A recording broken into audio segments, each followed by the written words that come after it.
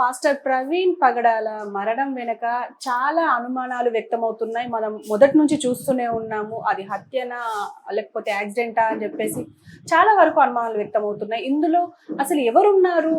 ఇటు హిందువుల మీద, అటు ముస్లిమ్స్ మీద కూడా చాలా అంటే కొన్ని ప్రవక్తల మీద మాట్లాడుతున్నారు.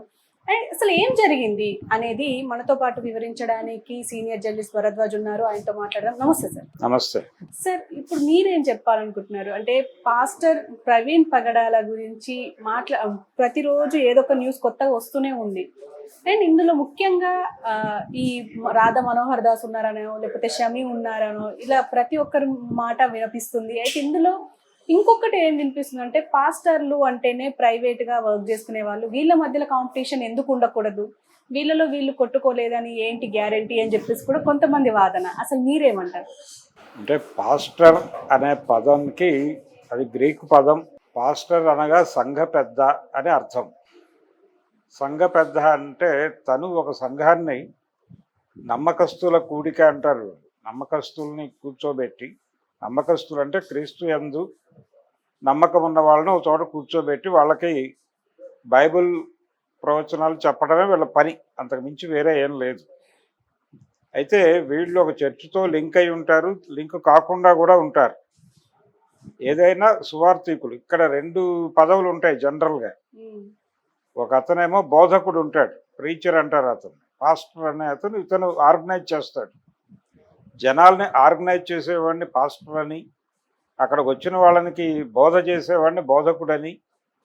వీళ్ళిద్దరూ కీలక పాత్ర పోషిస్తారు ప్రతి మీటింగ్లోనూ. కాబట్టి ఇక్కడ ప్రైవేటు పాస్టర్లు అలా ఉండదు. అంటే ఇండిపెండెంట్ పాస్టర్ అంటారు, ప్రైవేటు ఇండిపెండెంట్. స్వతంత్రంగా తను దైవవాక్యాన్ని ప్రజల్లోకి తీసుకెళ్ళటం కోసం ఒక ప్రయత్నం చేసే సంఘ పెద్ద అయి ఉంటాడు. అయితే ఇక్కడ రోజు రోజుకి రకరకాల అనుమానాలు రేపుతున్నారు. ఎవరు రేపుతున్నారు? ఒక డైలాగ్ మొదటి నుంచి కూడా ప్రవీణ్ పగడాలది హత్య అని మాకు అనుమానంగా ఉంది అని క్రైస్తవ సంఘాలు ఆరోపిస్తున్నాయి.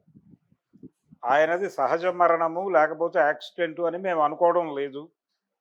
కాబట్టి దాని మీద మాకు ఒక దర్యాప్తు జరిపి విషయం చెప్పండి అని అడుగుతున్నారు. ఆ విషయం చెప్పడానికి ఎందుకు మొహమాట పడుతున్నారు? పోస్ట్ మార్టం రిపోర్ట్ ఇప్పటి వరకు ఎందుకు బయట పెట్టట్లేదు? 29వ తారీఖు అన్నారు, ఈరోజు చెప్తామన్నారు, ఇప్పటివరకు ఏం లేదు. ఎందుకు ఇంత డిలే అవుతోంది? అది ఎప్పుడో తయారైపోయింది, దానిలో మార్పులు చేర్పులు చేస్తున్నారు అని ప్రపంచం మాట్లాడుకునేదాకా ఎందుకు తెస్తున్నారు?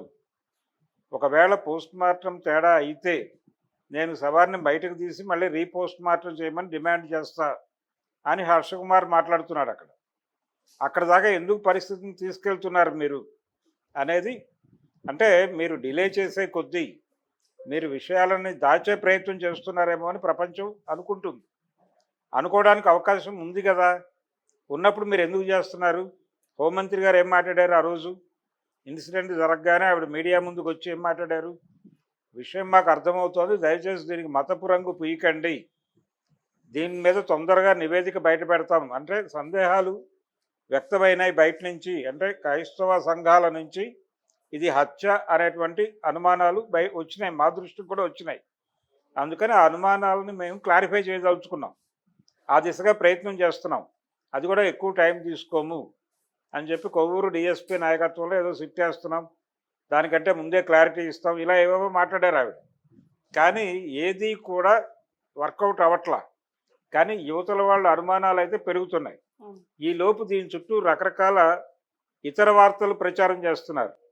ఆ ఇతర వార్తల ప్రచారం చేయటము, ఇవి డిలే అవ్వటము, ఈ రెండూ కలిపి ఇది హత్యే అనే విషయాన్ని దృఢపరుస్తున్నాయి. ఎందుకంటే ఒకరోజు వైసీపీ వాళ్ళ ప్రమేయం ఉందేమో అని ఒక స్పెక్యులేషన్. రెండో రోజు పాస్టర్ల మధ్య ఉన్నటువంటి గొడవల వలన, వాళ్ళ ఇంటర్నల్ గొడవల్లో వాళ్ళే చంపేసి ఉంటారేమో అనేది ఒక సందేహం. ఇలా 100 రకాల సందేహాలు ఏదో ఒక ప్రసార మాధ్యమం ద్వారా ప్రజల్లోకి పంపు చేయటం కోసం ప్రయత్నాలు జరుగుతున్నాయి.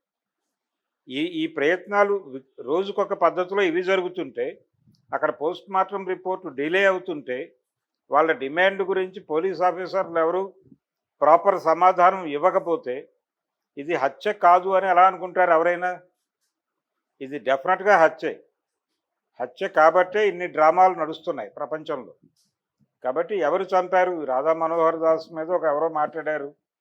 ఇవన్నీ కూడా అంటే ఆయన రకరకాల వ్యక్తులతో డిస్కషన్లోకి వెళ్ళాడు, చర్చల్లో మాట్లాడాడు, డిస్కస్ చేశాడు. అంత మాత్రం చేత ఇప్పుడు రకరకాల పోస్టులు పెడుతున్నారు వీళ్ళు సోషల్ మీడియాలో. కత్తి మహేష్ని ఇతని ఫోటో అతని ఫోటో పెట్టి కర్మ స్ట్రైక్స్ అని చెప్పి, లేకపోతే కర్మ వదిలిపెట్టదు ఎవరినైనా సరే అని, ఇలా రకరకాల కాప్షన్స్ పెట్టి వీళ్ళిద్దరి ఫోటోలు పెట్టి పంపు చేస్తున్నారు. ఇదేంటి ఈ వికృతానందం ఎందుకు మీకు? ఇప్పుడు ఆల్రెడీ హిందూ సంఘాల ప్రమేయం ఉందా దీనిలో అంటే ఆయన రకరకాల ప్రశ్నలు లేవనెత్తాడు. రాధా మనోహర్ దాస్ మాట్లాడినటువంటి డైలాగ్స్ వింటే ఆయన బైబిల్ గురించి, పర్టికులర్గా ఈ సంఘ పెద్దల గురించి, అలాగే ఈ బోధకుల గురించి వాళ్ళు మాట్లాడే భాష దగ్గర నుంచి రెడిక్యూల్ చేస్తూ అతను వివిధ టీవీ ఛానల్స్లో మాట్లాడిన పద్ధతి ఖచ్చితంగా అది అవతల వాళ్ళని గాయపరిచే విధంగానే నడిచింది. ఆ గాయపరిచే విధంగా అతను మాట్లాడటం తప్పు కాదని అతని సమూహం అనుకోవచ్చు. కానీ దానికి గాయపడ్డ వాళ్ళు ఎక్కడో చోట సమాధానం చెప్పే ప్రయత్నం చేస్తారు కదా. ఆ ప్రయత్నం ప్రవీణ్ చేశాడు 3-4 సందర్భాల్లో. అందుకని ఆయన ఏమన్నా మనసులో పెట్టుకున్నాడా అనేది ఒక అభిప్రాయం కొంతమందిలో ఉంటే ఉండొచ్చు. కానీ ఆయన ఒకడే కాదు, అనేక మందితో ఆయన చర్చల్లోకి దిగాడు. అనేక మాధ్యమాలలో క్రైస్తవం వైపు నుంచి డిబేట్కి కూర్చున్నాడు. ఆయన కూర్చుని అవతల వాళ్ళు మాట్లాడిన మాటల్ని చాలా కాన్షియస్గా, సీరియస్గా ఎదుర్కొనే ప్రయత్నం చేశాడు. ఇలా అతనితో వివాదాల్లోకి వెళ్ళి చర్చల్లోకి వెళ్ళిన వాళ్ళు ఎవరైనా ఇతన్ని ఈ ఏరియాలో ఉంచడం అనవసరం అనుకున్నారా, లేకపోతే వాళ్ళని మోస్తున్నటువంటి సంఘాలు, రాజకీయ నాయకులు ఇతను అనవసరమని అనుకున్నారా? కాబట్టి ఆ ఏరియాలోనే లింక్ దొరుకుతుంది అనే ఒక నమ్మకం. ఇలా పాస్టర్ ప్రవీణ్ది హత్య అని దీని మీద క్లారిఫికేషన్ వచ్చే వరకు, ఇది హత్య కాదు అనేది క్లారిటీ ఇచ్చే వరకు ప్రభుత్వం వైపు నుంచి, పోలీసు విభాగం నుంచి ఈ రకమైనటువంటి ఒక క్లారిటీ వచ్చే వరకు దాన్ని హత్యనే అనుమానిస్తాం. ఎవరైనా చేయవలసింది అదే. అలా కాదు, ఇది హత్య కాదు అంటే కనుక వాళ్ళు అసలు ఏవీ హత్యలు కాదు అని మాట్లాడవచ్చు. అసలు హత్యలు అనేవే ఉండవు అని కూడా చెప్పేదాకా వెళ్తారు అవతలవాడు. సో ఇప్పుడు ఖచ్చితంగా క్రైస్తవ సంఘాల డిమాండ్లకి కనీసపు సమాధానం చెప్పే ప్రయత్నం కూడా ప్రభుత్వం వైపు నుంచి జరగటం లేదు.